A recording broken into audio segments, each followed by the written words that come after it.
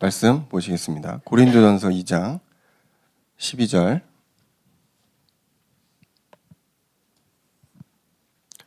고린도전서 2장 12절에서 13절 우리 같이 읽겠습니다.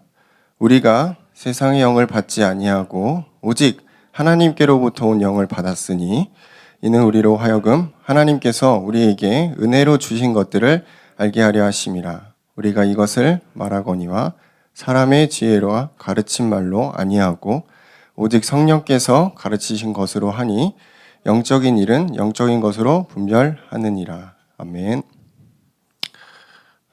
고린도전서 2장을 나가고 있죠. 오늘 제목은 하나님이 은혜로 주신 것들입니다.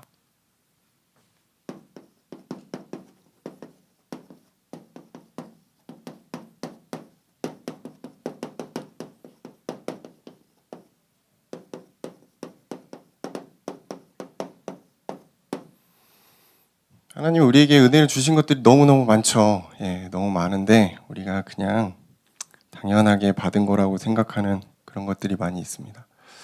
그러면서 한편으로는 또 우리가 세상에 살고 있죠. 세상에 살고 있기 때문에 세상으로부터 온 것들을 동경하죠. 그래서 여러분들 좋아하는 SNS를 통해 막 자랑도 하고 세상을 약간 즐기지 말라는 아니지만 약간 우리가 부러워하는 경향이 없잖아 있죠. 근데 그게 이제 과해지게 되면은 영적인 것을 보기가 어려워져요. 그래서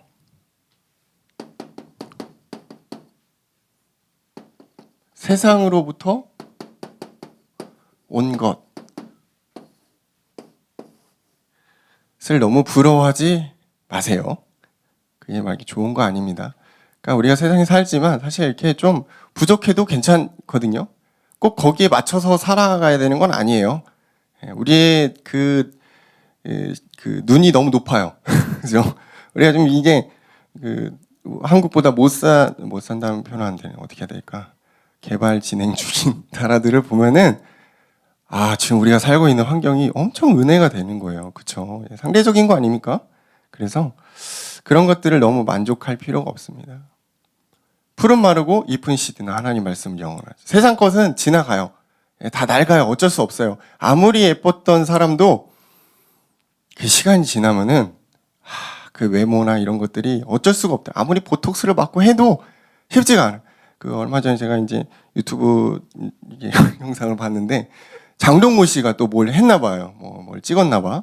나갔는데 너무 그 잘생겼던 그 대명사 장동건 씨가 아닌 거야. 너무 좀 이렇게 홀쭉해가지고 약간 해골 같은 모습으로 딱 나오셨는데 실망스럽지. 우리가 알던 그 동건이 형이 아닌데? 그래요 오늘. 다 그래요. 연예인들 지금 다시 김희선 씨도 나오고 다 그랬잖아요. 그게 다 지나가는 거예요.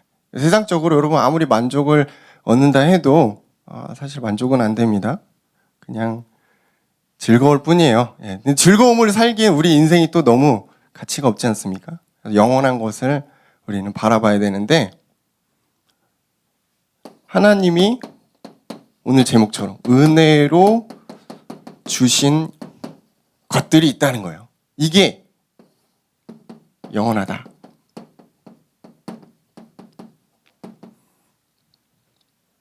은혜는 영원해요. 그래서 우리가 신앙 생활을 하다가 번아웃이 오거나 뭔가 좀 내가 좀 힘들거나 그럴 때 어떻게 해야 되냐면은 처음으로 돌아가야 돼요. 운동선수들도 그렇거든요. 슬럼프에 빠지면 처음으로 돌아가요. 기초로. 계속 기초를 해요. 그러면서 다시 폼을 찾아요. 여러분의 신앙도 마찬가지예요. 약간 이제 그렇죠. 우리가 지금 어려운 상황이지 않습니까?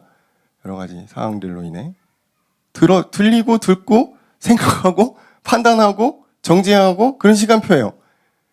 그러면 그거는 팩트니까 어쩔 수 없어. 근데 어떻게 해? 내 영적인 상태와 심령은 이제 말라가는 거예요. 힘든 거예요. 이거 어떻게 감당이 안 돼요. 어떻게 해야 될까요? 다시 처음으로 돌아가는 겁니다. 구원의 은혜. 하나님이 나에게 주신 감사를 하나하나씩 회복해가는 거예요. 그러면 다시 우리의 신앙이 제자리를 찾아가요. 신앙은 성장해야 돼요. 뒤로 물러가는 건 없어요. 그렇죠? 그래서 지금 잠깐 우리에게 어떤 상황들이 온다 하여도 이게 끝이 아닙니다. 끝이 아니고 다시 처음으로 그럼 다시 성경으로 이런 거 있잖아요. 로고들. 다시 믿음으로, 다시 구원으로 돌아가는 거예요. 돌아가서 여러분의 신앙을 다시 쌓아가야 돼요. 그리고 흔들리지 않는 겁니다. 그럼 돌아가 보면 알겠죠. 내가 이 부분을 조금 간과했구나. 이 부분을 너무 그냥 쉽게 넘어갔구나. 그런 것들을 깨닫게 되는 거예요. 그래서 영적인 사람이 되는 것입니다. 영적인 사람이 되는 거예요. 육적인 거에 너무 있으면은 영적인 사람이 되기가 힘들어요. 왜냐하면 육적인 것을 계속 동경하거든요. 나도 저렇게 돼야겠다. 성공해야겠다. 이런 거 있잖아요. 여러분, 영적인 사람이 먼저 되세요. 그러면 따라와요. 따라온다니까. 하나님이 채워주는 거예요. 우리의 육신에 부족함과 연약함을 아시기 때문에 채워주신다. 그렇다고 아무것도 안 하냐? 그건 아니에요. 여러분, 치열하게 달려야 될 청년의 시기예요. 달려야 돼요. 누구보다 열심히 살아야 돼요. 그렇지만 진짜 우선은 영적인 겁니다. 하나님의 말씀을 놓치지 않고 가는 거예요. 여러 가지 말들이 들리겠지만 그건 하나님 말씀과 무관한 겁니다. 그건 하나님 알아서 치리하실 부분이고 처리돼야 될 부분인데 오늘 나에게 임하는 하나님의 말씀은 변함이 없다는 거예요.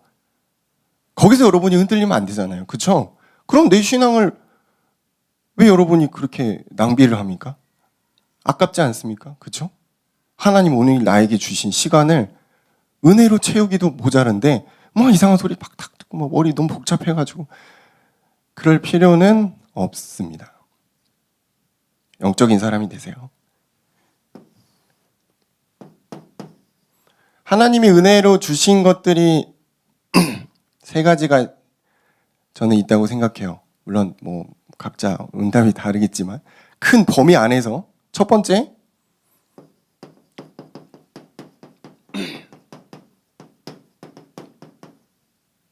예수 그리스도의 사랑입니다.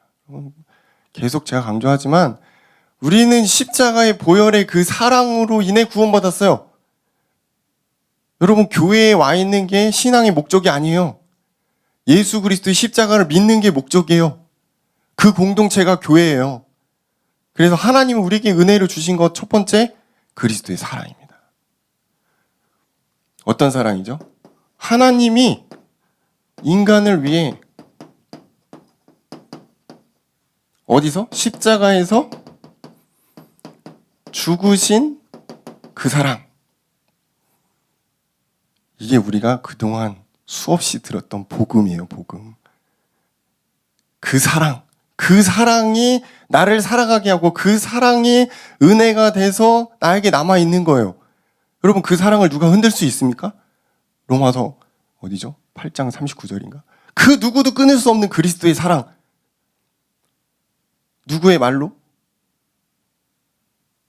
누구의 공격으로? 교회 분위기에 의해서 그리스도의 사랑은 끊을 수 없다. 그건 여러분이 갖고 있는 거예요. 여러분과 하나님과의 계약이에요. 나와 하나님과 그리스도의 계약으로 묶여 있다면 딱히 흔들릴 이유는 없어요. 두 번째,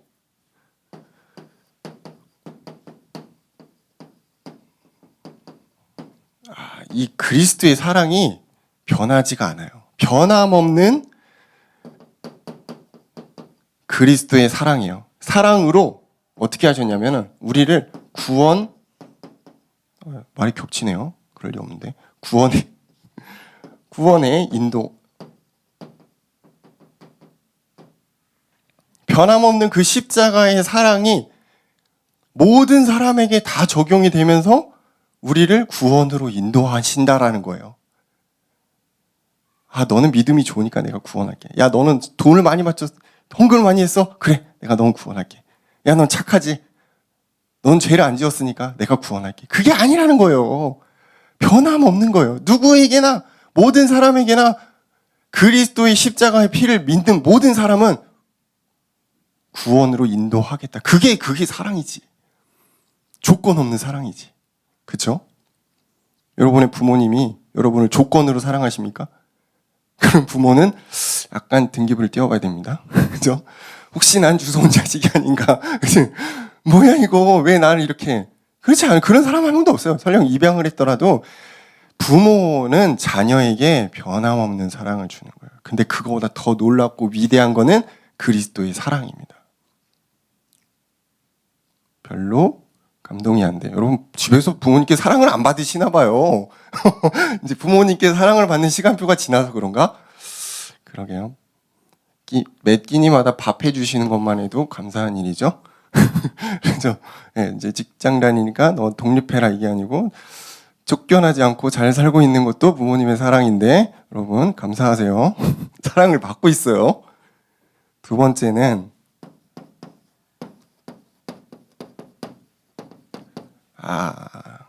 하나님의 은혜다. 그렇죠. 이 모든 것들은 하나님의 섭리, 하나님의 계획, 하나님의 경륜에 의해서 이루어지는 하나님의 은혜예요.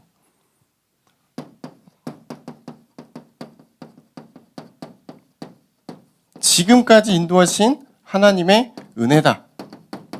우리가 이제 성구형신 그 즈음하면 잘 나오는 이제 지금까지 지내요. 그때 막 눈물 나죠, 그죠? 한 해 동안 많은 일이 있었는데 하나님 나를 이렇게 인도하셨구나. 뭐 별로 감흥이 없을 수도 있어, 그치? 그렇지만 여러분 하나님의 그 시간 분마다의 인도하심이 없으면은 어떤 일이 일어날 줄 몰라요, 그죠? 그것도 이해할 수 있어. 뭐 때가 되니까 하나님이 어떻게 하셨나 보다 이해할 수 있겠지만 이렇게 또 그럼 지금 몇 살이에요? 대략 한 30쯤 30살까지 나를 하나님이 이렇게 지금까지 인도하셨구나. 이게 은혜지. 내가 주식에 투자했는데 대박이 났어. 그걸 은혜라고 말하지 마세요. 진급을 하려고 그랬는데 진급이 됐구나. 그거 은혜가 아니라니까. 그게 또 안 좋을 수도 있어. 시간이 아닌데 붙으면. 하나님의 은혜는 지금까지 나를 인도하신 그 하나님의 측량할 수 없는 사랑하심과 그 놀라운 인도하심이 있다는 거예요. 그리고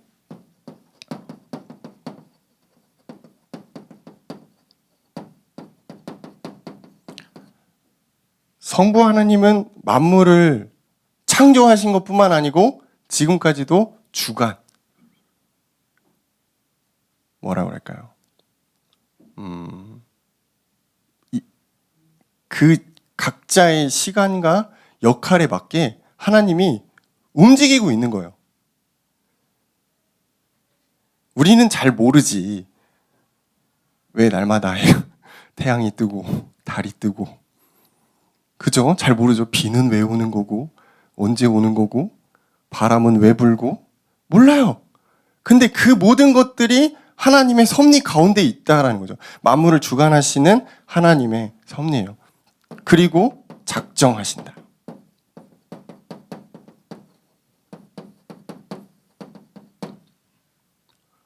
작정을 이해하려면 우리가 구원에 대한 부분도 조금 이해가 돼야 되는 거예요. 우리는 죄인이에요. 그냥 죽어야 돼요. 지옥 가야 돼. 근데 우리가 태어나기 전에 이미 창세 전에 하나님이 우리를 구원하시기로 작정하셨다라고 나오죠. 성경에. 작정하셨다고. 미리 준비 예비해놨다라는 거예요. 하나님 모든 만물을 움직이시고 여러분의 모든 삶에 관여해 가시는데 하나님의 작정하심이 있다라는 거예요. 그러니까 여러분 걱정하지 마세요. 미래를 두려워하지 마세요. 여러분 하나님의 작정 안에 들어온 하나님의 자녀입니다. 두렵긴 하죠. 그죠? 당장 두렵긴 해요. 두렵긴 한데 하나님을 믿으세요. 하나님의 섭리를 믿으시고 하나님의 작정하심을 믿으세요. 세 번째는 끝까지 자녀를 버리지 않으시는 하나님의 은혜다.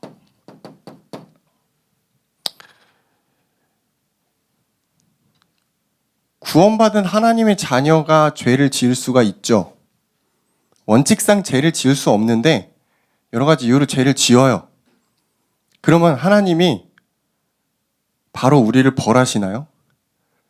넌 아웃이다. 넌 구원에서 탈락. 넌 지옥행이다. 이제 죄 지었으니까. 그렇지 않으신다라는 거예요.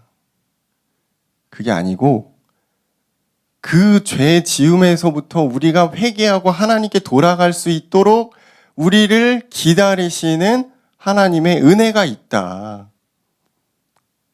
죄 짓고 마음 놓고 활동하라는 게 아니고 그런 게 아니고 우리가 죄인의 모습을 갖고 있음에도 하나님은 우리를 끝까지 기다리신다라는 거예요.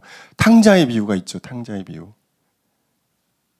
탕자가 집을 나가서 막 지멋대로 산 거예요. 살다가 재산을 탕진했지. 그래서 탕자야. 탕진을 한 거예요. 그럼 막 이제 험하게 산 거지. 막 돼지 밥도 먹고 막 구걸도 하고. 그러다가 결국은 나중에 뭘 했을까요? 죽겠다. 돌아가야겠다. 아버지께로 돌아가자. 그랬더니 아버지가 이 새끼를 막 혼내야 되잖아요. 너 이 새끼 가버려. 그래야 되는데 혼내지 않고 성대하게 잔치를 벌이죠. 왜 그럴까요? 자녀기 때문에. 자녀기 때문에. 여러분 자녀는 하나님이 여러분을 끝까지 버리지 않으시고 기다리시고 인도하신다라는 거예요. 그게 은혜예요. 왜냐하면 내가 한 만큼 보상을 받는 게 이 경제 원리잖아요. 이 사회의 법칙이에요. 근데 여러분이 하나님께 한 게 없어. 한 게 없잖아요. 자녀라고 뭘 했어요, 여러분? 한 게 없죠. 다 하나님이 주신 거 누리고 그것도 모자라서 죄 짓고 그랬는데 하나님은 여러분을 벌하지 않으시고 기다리시고 받아주시는 거예요. 자녀로 다시.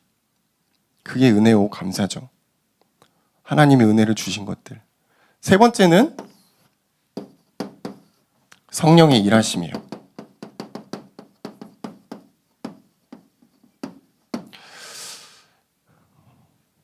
결국 간추림은 이렇죠. 성부, 성자, 성령을 우리에게 은혜로 주셨다. 하나님의 모든 것들이 우리 하나님의 은혜예요. 성령의 일하심. 성령은 하나님이 우리에게 보내신 또 다른 영이죠. 보혜사, 지혜의 영. 예수님이 승천하실 때 내가 또 다른 영을 너희에게 보내주겠다 그랬거든요. 그게 성령이에요. 이 성령이 어디 계시죠? 구원받은 하나님의 자녀 안에 계신다. 그게 어디 있냐면 고린도전서 3장 16절. 너희는 너희가 하나님의 성전인 것과 하나님의 성령이 너희 안에 계시는 것을 알지 못하느냐 이랬죠. 자, 이 구절을 근거로 구원받은 사람은 성령이 함께 하신다는 걸 알게 된다는 거예요. 그 성령이 함께 하시면서 내주죠. 하시면서 우리를 변화시키시기도 하고 우리에게 지혜를 주시기도 하고 우리를 통해서 일하신다라는 거예요. 그래서 성령이 일하심이에요. 첫 번째, 우리 안에서 힘주시고 위로하시고 지혜를 주신다. 지혜는 두 번째군요. 일하시며 위로하시며 일하신다. 마음이 괴로울 때가 있죠. 연인과 헤어질 때 괴롭죠. 저도 몇 번 헤어져 봤는데 괴롭더라고요. 하늘이 두 조각 나는 것 같고 더 이상 살 이유가 없을 것 같고 계속 눈물만 나오고 너무 슬프죠. 내가 생각하는 대로 인생이 잘 굴러가지 않을 때 낙심되고 눈물이 나고 그때 여러분 어떻게 하세요? 술 마십니까? 그럼 뭐 천주교처럼 목사님한테 가가지고 고해성 그거 하는 거 아니잖아요. 그죠? 아무도 그런 분들이 없더라고요. 찾아오질 않아요. 아무리 어려워도 목사님 저 힘들어요. 울고. 그런 애들이 없어요. 너무 감사하죠. 그럼 어떻게 할까? 어떻게 풀까? 그냥 혼자 울고 있는 거예요. 자, 그때 성령이 여러분을 위로하신다라는 겁니다. 그러려면 어떻게 해야 될까요? 말씀 안에 있어야 돼요.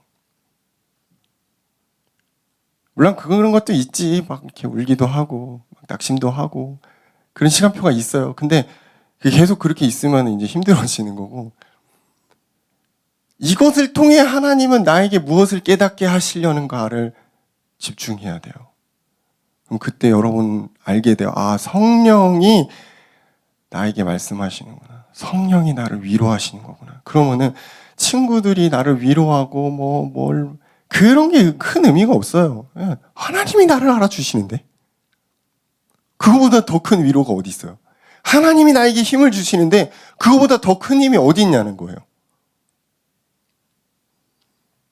그리고 하나님의 지혜가 있죠.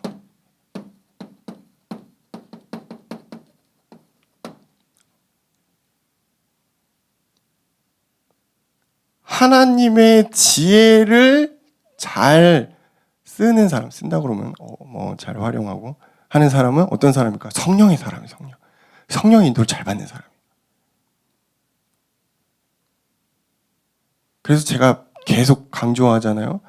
여러분 그렇게 똑똑하지 않습니다. 그죠? 우리는 미련해요. 같은 실수 반복하고 창의적인 것도 없고 창조적인 하나님의 지혜를 여러분 사용해야 돼요. 그러려면 어떻게 해야 되냐? 성령이 일하셔야 됩니다. 여러분 안에 있는 성령이 일하셔야 돼요. 성령이 깨달음을 줘야 돼요.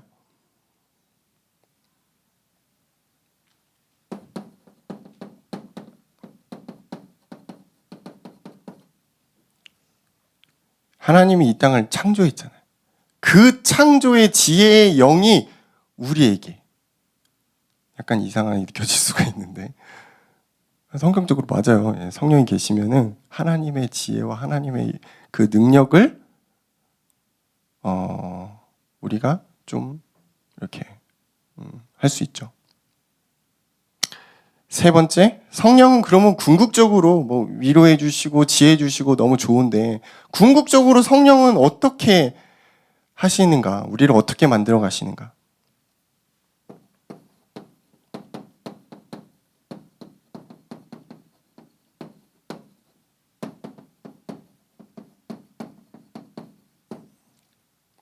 영적인 사람으로 세워가신다. 결과는 이겁니다. 세상에 흔들리지 않고 세상에 마음 두지 않고 하나님의 것으로 만족하고 하나님으로 채워지는 사람이 되게끔 하나님의 성령이 우리를 이끌어 가시는 거예요. 그게 은혜예요. 그게 하나님 우리에게 주신 겁니다. 그 안에 여러분 성공도 있고 결혼도 있고 만남도 있고 그런 거 다 있는 거죠. 결국은 여러분이 영적인 사람으로 세워져 가는 것을 하나님이 가장 기뻐하신다라는 거예요. 우리 신앙생활의 어떤 중요한 한 부분이에요. 우리가 큰 응답을 받아서 뭔가를 하고 교회에 헌신하고 그거는 사실은 다음 문제예요. 영적인 사람이 되면은 하나님이 그것을 원하셔. 난 그걸 하는 거예요. 아무 문제가 되지 않아요. 그래서 하나님의 은혜를 주신 것들을 잘 생각해보고 누리는 한 주간 되시기를 주의 이름으로 축원합니다. 기도하겠습니다. 감사합니다. 그리스도의 사랑으로 하나님의 은혜로 성령의 일하심으로 우리를 이끌어 가시고 또 영적인 사람으로 세워가시는 한 주간 되기를 원합니다. 우리 청년들이 세상 속에 살지만 세상에 물들지 않고 세상에 휩쓸리지 않고 하나님의 것으로 온전히 세워지도록 주님 인도하옵소서. 예수님 이름으로 기도합니다. 아멘.